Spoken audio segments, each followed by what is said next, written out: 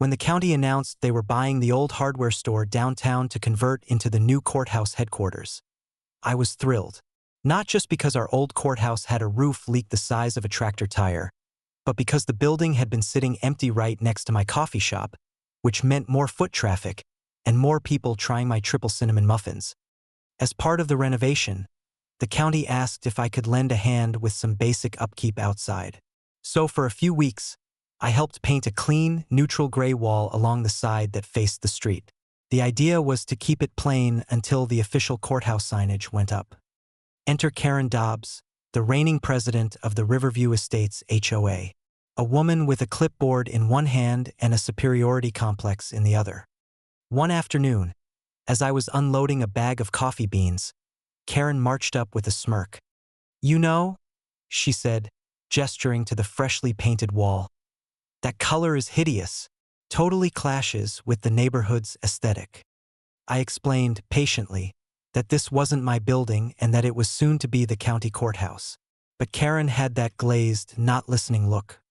The next morning, I came downtown to find the wall covered, and I mean covered, in large, brightly colored vinyl stickers, smiley faces, rainbows, weird slogans like "Hug Your Mailbox" and "Ban Beige."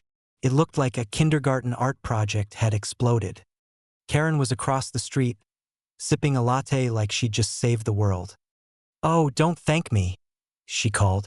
"Just doing my civic duty to make things presentable." By 10 a.m., the county commissioner, the sheriff, and two very serious-looking men in suits were standing in front of the wall. One of them asked me, in that slow, careful voice, "Did you authorize this?" I pointed right at Karen, who had started backing away like she was allergic to accountability. The commissioner turned to her and said, "Ma'am, you just defaced the new county courthouse." Her face went through about 6 shades of panic before settling on indignant outrage. She tried to argue it was community art and that she hadn't been informed, but the sheriff was already explaining vandalism laws. The kicker?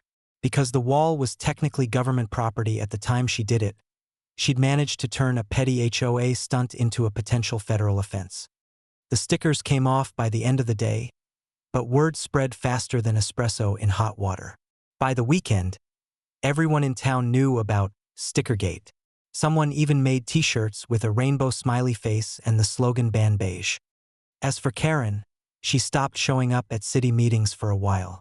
Rumor is, she's now the proud head of her HOA's Yard Gnome Committee, which seems like the right level of responsibility for her.